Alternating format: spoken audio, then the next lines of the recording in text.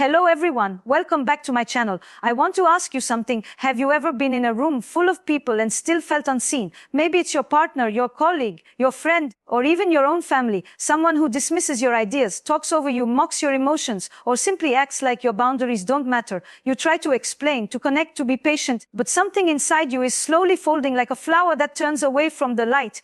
Respect. It's one of those quiet things we don't talk about enough. We crave love, we seek approval, we long for belonging, but without respect, love feels hollow, approval feels like manipulation, and belonging turns into silence. What do you do when someone doesn't respect you? Not just once, not by accident, but again and again. When it becomes a pattern, a way they treat you, a way you start treating yourself, you might want to lash out, or shut down, or twist yourself into a smaller shape just to keep the peace. But there's another way, a wiser way, a way that isn't about revenge, or playing games, or pretending it doesn't hurt. In today's video, we're going to talk about 5 deeply human ways to handle people who don't respect you, without losing your dignity, your softness, or your strength. So stay with me. Because this is not just about how others treat you, it's about how you decide to treat yourself. Have you ever noticed how disrespect doesn't always come in loud, dramatic moments? It's not always someone yelling or insulting you. Often, it's subtle. It's the way your partner scrolls through their phone while you're speaking. It's the colleague who takes credit for your work with a smile so charming no one even questions it. It's when someone you care about makes you the punchline of a joke that cuts a little too close. And sometimes it's the silence that lingers a little too long after you've shared something vulnerable. Disrespect is rarely about one big act.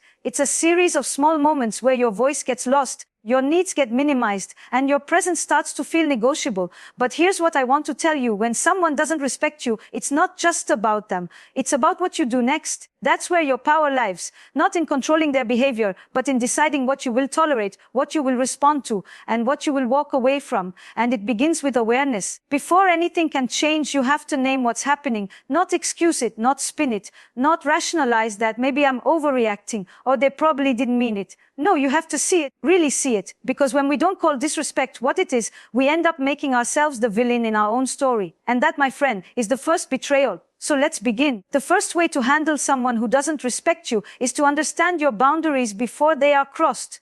Most of us were never taught what boundaries actually are. We think they're rules we set to control other people. But boundaries are not walls, they're bridges. They tell people how to meet us with care. They tell us what we're available for and what we're not. When someone doesn't respect you, often what's really happening is that you haven't been clear with yourself about where your line is. And when you're not clear, they will test it, not always intentionally. Sometimes it's just human nature. We explore what's possible with others. We push, we pull, we see how far we can go. But when someone keeps pushing and pushing, and you keep giving and giving, that's when resentment builds. That's when your yes starts to feel like a betrayal of your own truth. So ask yourself, where is your edge? What are the behaviors that make you feel small, hurt, or unseen? What words, what tones, what gestures cross your line? You don't need to announce it to the world. You just need to know it deeply. Because once you do, you'll start responding differently. You'll pause instead of pleasing. You'll speak up instead of swallowing your words. You'll stop over-explaining and start standing firm. Not because you want to create conflict, but because you want to create clarity. And that clarity, that is respect for yourself. But let's say you've tried that. You've named your boundary. You've asked for basic respect and still they ignore you. They dismiss you. They roll their eyes or act like you're being dramatic. What then? This brings me to the second way to handle disrespect. Stop trying to earn from someone what they are not willing or capable of giving. This one is hard. Especially if the person is someone close to you, a partner, a parent, a friend you've known for years. We keep thinking that if we just explain it the right way, if we just stay patient enough, if we just love them better, they'll change. They'll finally see how much we're hurting. They'll finally treat us the way we treat them. But here's the truth. Some people can't meet you where you are. Not because you're asking for too much, but because they're still trapped in their own wounds. They don't know how to give respect because maybe they were never shown it. They confuse dominance with strength, silence with maturity, sarcasm with connection. You can feel empathy for that. You can even understand where it comes from. But you don't have to stay in it. You don't have to prove your worth to someone who keeps showing you that they don't value it. You are not a fixer. You are not a mirror to reflect back their goodness until they recognize it. You are not the therapist in their story. You are a human being with needs, dignity, and a right to be treated with care. When you try to earn respect from someone who withholds it, it becomes a performance. You start editing yourself, dimming your light, avoiding certain topics just to keep the peace. You become a version of yourself that is palatable to them. And with every performance, you lose a piece of who you truly are. So what do you do instead? You step back, not in anger, not in drama, but in truth. You say, I've explained how I feel. I've asked to be treated with basic respect. And I see that's not something you're willing to give right now. So I need to take space. That space, it's not punishment, it's protection. It's a way of saying I respect myself too much to stay where I'm not valued. And that moment, that quiet declaration, it's one of the most powerful acts of self-love you'll ever do. Now I know it's tempting to stay, to keep fighting, to hope that one more conversation will finally shift things. But sometimes leaving the conversation is louder than any words you could say. Sometimes choosing silence is not weakness, it's wisdom. But we don't always have the option to walk away. What if the person who disrespects you is someone you see every day at work? What if it's your boss, your team leader? What if it's your partner and you're not ready to leave? That's where we begin to talk about presence. How you hold yourself when someone else is trying to shrink you. And that, my friend, is where we'll go next. You see, presence isn't just about showing up. It's about how you sit in your own skin, especially in the face of tension. It's how you hold your gaze when someone tries to intimidate you. How you speak with calm when someone is trying to provoke you. Presence is the quiet rebellion of refusing to let someone else define who you are. When someone disrespects you, especially in ongoing situations like the workplace or family dynamics, it's not always practical or possible to leave. So instead you anchor yourself. You stop chasing their validation and you start returning to your own center, because sometimes the most powerful boundary is not a line you draw, but a posture you hold. This leads us to the third way to handle people who don't respect you. You shift the dynamic by changing what you're available for. We teach people how to treat us by what we allow, what we accept, and what we reinforce. And I know that sounds like a lot of responsibility, but it's also an incredible invitation to reclaim your power. Let me give you an example. A woman once told me about her manager who constantly cut her off during meetings. At first, she laughed it off. Then she tried to assert herself more, but he kept doing it. She started feeling smaller, less confident, until one day she stopped arguing and simply paused every time he interrupted her. She looked at him, waited for him to finish, and then asked, "Who would you like me to continue? Or are you done making your point for me?" She didn't raise her voice. She didn't scold him. She simply made it clear, with her tone, her timing, her presence, that she was not available to be silenced anymore. And guess what? He stopped interrupting her. Sometimes people don't change until the environment around them demands it. So I ask you, what are you energetically reinforcing without realizing it? Where are you saying yes with your words, but no with your heart? Where are you pretending to be okay just to keep things smooth? Because pretending always comes with a price. You might avoid conflict in the short term, but you'll inherit the burden of unspoken truths in the long run. And that burden, it shows up in your body, in your stomach that knots up before a conversation, in the headaches that come after family dinners, in the way you suddenly feel exhausted around certain people, even if you haven't said a word. That's your nervous system trying to tell you something is not right here. Respect is not something you beg for. It's not something you have to perform for. It's a baseline for human dignity. And if someone cannot meet you there, you get to decide how close they get to stand. Let's talk about those relationships where the disrespect is subtle but chronic. The friend who only calls when they need something. The partner who makes jokes at your expense in front of others. The sibling who always finds a way to criticize your choices under the mask of just being honest. It's easy to minimize these patterns because they don't scream abuse. But here's the thing, what we tolerate in our relationships becomes the tone of our life. If you're always in repair mode, always explaining yourself, defending yourself, trying to be understood, you're in a relationship that is taking more than it gives. That's where emotional boundaries come in. Unlike physical boundaries, emotional boundaries are invisible, but they are deeply felt. They're what allow you to stay rooted in your truth, even when someone tries to pull you into guilt, shame, or confusion. One of the most powerful emotional boundaries is the right to disengage. You don't have to argue every time someone disrespects you. You don't have to prove why their behavior is hurtful. You don't have to beg to be seen. Sometimes you simply say less. You let their words hang in the air, and you decide not to catch them. You say, "I hear what you're saying. I see where you're coming from. And I'm choosing not to participate in this kind of exchange anymore." You don't need their agreement to feel valid. You don't need their apology to move on. You need your own alignment, your own clarity. But I know what you might be thinking. What if I speak up and they still don't change? What if I set a boundary and they laugh? What if walking away means losing the relationship altogether? And that brings us to something we don't talk about enough. Sometimes the reason we stay in relationships where we're disrespected is because we're afraid of what life looks like without them. Afraid of the silence. Afraid of being alone. Afraid that maybe this is the best we'll ever get. But here's what I want to offer you. Being alone is not the same as being unloved. You can be in a room with someone and still feel alone. You can be in a relationship and feel unseen. You can have 1,000 followers and still feel like your truth is too heavy to carry. Aloneness isn't about who's around you.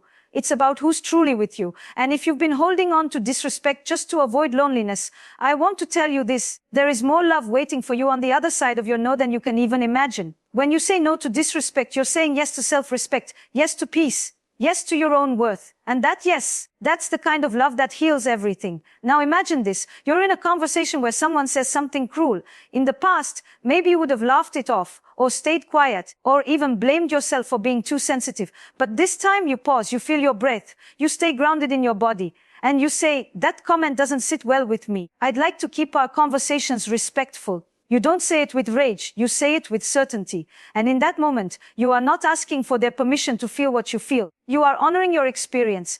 That is the new standard. And it begins with presence. Presence isn't about being perfect. It's not about always knowing what to say. It's about choosing yourself in small, consistent ways, even when it's uncomfortable. Especially when it's uncomfortable. You don't have to fix everything in one day. You don't need to master boundaries overnight. You simply start by noticing. Noticing when your body tenses, when your chest tightens, when your inner voice goes quiet. Those are your cues, your wisdom speaking. Start there. Because once you begin listening to yourself, you stop waiting for someone else to do it. There's a moment, often quiet and private, when something inside you finally shifts. You're not angry, you're not dramatic, but something subtle, something vital clicks into place. And it sounds like this: I deserve better. It's not a shout, it's a whisper. But it's a whisper you start to listen to. And once you do, everything begins to change. This is where we arrive at the fourth way to handle people who don't respect you. Cultivate a relationship with yourself that makes disrespect impossible to normalize. You see, people can only treat you how you treat yourself, or how you secretly believe you deserve to be treated. If you constantly silence your own needs, talk down to yourself in your mind, or overextend yourself just to be liked, then you've already laid the groundwork for others to do the same. But when you begin honoring your own emotions, trusting your instincts, and responding to yourself with kindness instead of critique, you change the blueprint, you change the internal environment. And the moment someone disrespects you, it hits a wall because it doesn't resonate. It feels foreign, misplaced, out of tune with your new standard. Let me tell you, this shift doesn't happen in a single aha moment. It happens gradually. You start by saying no to small things. You start by checking in with yourself before you agree to something. You start by speaking up when you'd normally go silent. You begin to treat your inner world like sacred ground. And when you do, disrespect starts to feel like graffiti on a church wall. Unwelcome, unworthy, out of place. This kind of self-respect is not loud. It's not about clapping back or being savage or proving how unbothered you are. In fact, self-respect is often very quiet. It's the silence of not defending yourself when someone distorts your truth. It's the calm of walking away without needing to be understood. It's the strength of no longer reacting when someone tries to get a rise out of you. Because at some point, you realize that someone's inability to respect you says more about their relationship with themselves than it does about you. Let me say that again. When someone disrespects you, it's often not about you. It's about their own fear, shame, insecurity, or unprocessed pain. It's about the control they never had, the love they never received, the story they keep telling themselves that says, if I let others be strong, I'll be weak. And so they diminish, they control, they manipulate. But their story doesn't have to become your reality. When you see disrespect not as a reflection of your worth, but as a symptom of someone else's woundedness, you stop internalizing it. You stop bending over backwards to fix it. You stop trying to heal someone else's story by rewriting your own. Instead, you start asking better questions. Not why don't they respect me, but why am I staying here when I don't feel respected? Not what can I say to make them hear me, but what does it cost me to keep trying? Not, how can I prove I'm worthy? But what if I believed it already? These are not easy questions, but they are necessary ones. Because the more you ask them, the more you begin to understand respect isn't something you demand. It's something you embody. It's not just in your words. It's in how you walk, how you breathe, how you hold your boundaries without bitterness, and your standards without apology. And when you live that way, truly live it, you become magnetic to the kind of people who recognize your value, and allergic to the kind of people who don't. Let me pause here for a moment and speak to those of you who grew up in environments where respect was not modeled. Maybe you had parents who dismissed your emotions. Maybe you were told that speaking up was disrespectful. Maybe you learned that love comes with criticism, control, or silence. If that was your beginning, I want you to know something: your past is not your pattern. It may have shaped your nervous system. It may have written some early scripts. But you are not doomed to relive those dynamics in every relationship. You can rewrite the story. It starts with how you speak to yourself when no one else is around, the tone of voice you use in your own mind, the way you forgive yourself when you falter, the way you soothe yourself when you're triggered, the way you don't shame yourself for missing the signs. Because learning to recognize disrespect and respond to it differently, it's not just a skill, it's a healing journey. And like any healing journey, it comes with grief. Grief for the years you didn't know better. Grief for the love you gave to people who didn't honor it. Grief for the time you lost pretending to be okay. But it also comes with relief. Relief that you don't have to keep shrinking. Relief that your needs are not a burden. Relief that you get to choose again. And with that relief comes clarity. The clarity to say, see what's happening here, and I get to decide what happens next. That is your power. That is your compass. And you don't need anyone's permission to use it. There's something deeply disorienting about standing at the edge of your own growth. It feels like shedding a skin that once protected you, only to realize it had also been suffocating you. And now that you've peeled it off, you're raw, vulnerable, but more awake than ever. So when we talk about respect, what it looks like, what it sounds like, what it feels like, we must also talk about the quiet courage it takes to walk into new relational territory. Territory where you are no longer the one overextending, explaining, justifying. You are not available for relationships that drain your spirit in the name of keeping peace. This leads us to the fifth and final way to handle people who don't respect you: create distance without drama. Let me be clear, distance is not punishment. It's not the silent treatment. It's not cold detachment or passive aggressiveness masked as maturity. No, true distance is a form of clarity. It is rooted in self-awareness. It says, I see what is happening here. I've expressed myself. I've been honest about what I need. And now I'm choosing space, not to hurt you, but to protect me. Sometimes distance means spending less time with someone who belittles your dreams. Sometimes it's choosing not to respond to the text that leaves you emotionally spiraling. Sometimes it's being in the same room, but choosing not to get pulled into the same old dynamic. And sometimes it's stepping away entirely, leaving the friendship, the partnership, the situation. Distance, when done with integrity, is not about superiority, it's about alignment. But distance only works if you can sit with the discomfort it brings. The silence, the grief, the part of you that says, what if I'm being too harsh? Or what if they think I don't care? You care. That's not the question. The question is, do you care about yourself enough to stop begging for basic decency? Because that's what it comes down to. When we stop tolerating disrespect, we start building a life that reflects our value. And that reflection, over time, it becomes a mirror that others learn from too. And yes, it might get lonely. At first, you might find yourself in a quieter space, fewer texts, less drama, more time with yourself. And in that stillness, something extraordinary begins to happen. You start to hear your own voice again.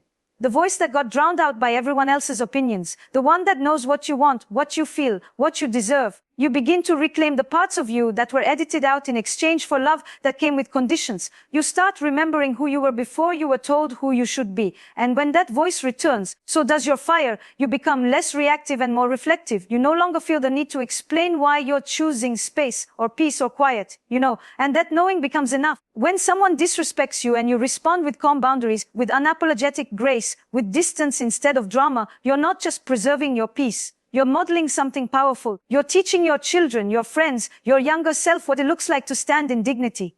You're showing the world that kindness and boundaries can coexist. That love doesn't mean losing yourself. That strength is not always loud. It's often soft but deeply rooted. Let me tell you a story. A man once came to me and said, I'm always the one keeping the peace in my family. I'm the nice guy, but lately I've realized being nice hasn't kept me safe. It's just made me invisible. They expect me to agree, to sacrifice, to never push back. And I'm tired. He wasn't looking to start fights. He didn't want to become cold. What he wanted was respect. And more than that, he wanted to respect himself. So I asked him, what would it feel like to be kind and clear, to be loving without disappearing, to be present without being passive? He paused and said, honestly, it would feel like coming home. And that's what I want for you, to come home to yourself, to recognize that being disrespected doesn't make you weak, staying silent about it doesn't make you noble, and choosing yourself doesn't make you selfish, it makes you sane, because people will always have their stories, their wounds, their patterns. But your story, your peace, your wholeness, that belongs to you. You are not too sensitive for wanting kindness.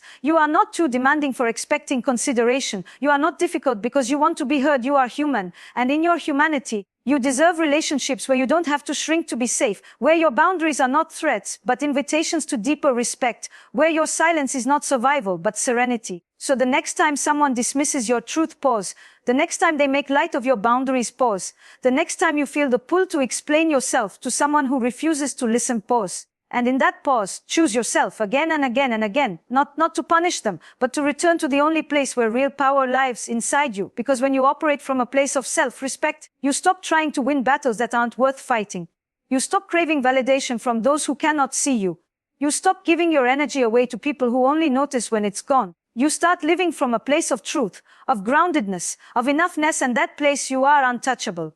There's a kind of peace that comes when you stop negotiating with someone who refuses to hear you. A peace that comes when you finally realize your worth is not up for debate, not in your relationships, not in your family, not in your workplace, not in your mind. And so we arrive at this final stretch of our conversation, not just a conclusion, but a return to yourself. Because when you've walked the path of being dismissed, minimized, or disrespected, it's easy to internalize that noise. It becomes a soundtrack playing quietly behind your choices.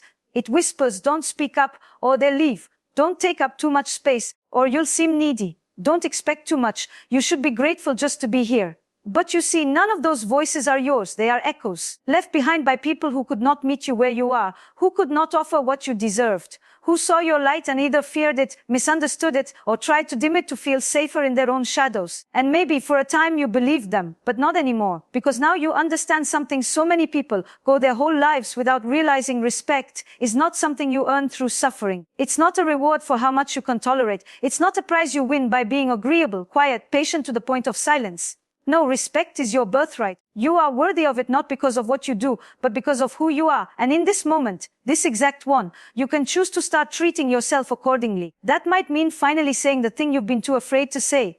It might mean leaving the room, the call, the relationship, the dynamic that chips away at your sense of self. It might mean sitting with the discomfort of your own healing, holding your own hand, and whispering, "We are not doing this to ourselves anymore."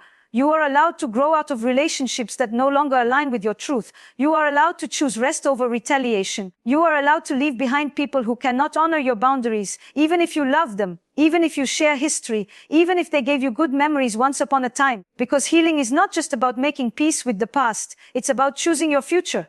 A future where you don't have to apologize for your needs, where you don't have to overfunction in order to feel wanted, where you don't have to walk on eggshells to be tolerated. You are not meant to be tolerated. You are meant to be treasured. And if someone cannot see that, they are not your mirror. You don't have to argue with them. You don't have to prove anything. You don't need to scream your worth into someone else's silence. Instead, breathe. Remember who you are, the stories you carry, the love you're capable of, the resilience stitched into your being from every time you survived what you thought might break you. You are not just someone learning how to deal with disrespect. You are someone reclaiming your power, one decision at a time. And that makes you magnetic, not in the loud performative way, but in the quiet, grounded way that says, I know who I am, I know what I value, and I will no longer participate in dynamics that require me to betray myself. So if you're still here, still listening, I want to thank you for staying, for being brave enough to reflect, for being willing to examine not just what others are doing to you, but how you've been responding to yourself. Because that's where the real transformation lies, not in fixing them, but in freeing yourself from the belief that respect has to be earned with silence, from the pattern of staying small to keep things calm, from the fear that choosing yourself means losing everything else. It doesn't.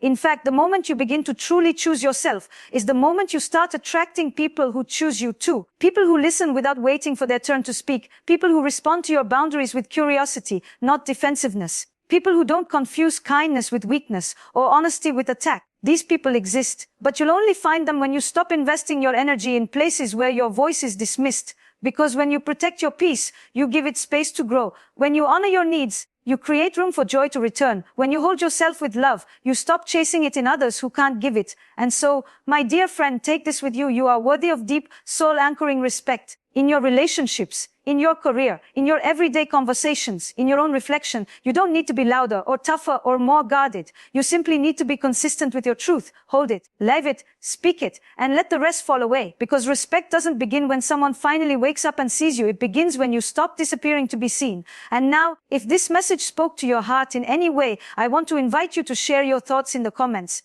What resonated with you? What moment in your life does this remind you of? You never know who might read your words and feel less alone. And if this space feels safe to you, if this voice feels like a mirror, subscribe, like this video. Stay with us. We're building something here. Not just content, but connection. Not just answers, but emotional permission to live fully, bravely, and authentically. Thank you for being here, for choosing to love yourself a little more today. Here's to your clarity. Here's to your voice. Here's to living a life where you no longer explain your worth. You simply embody it, always with you.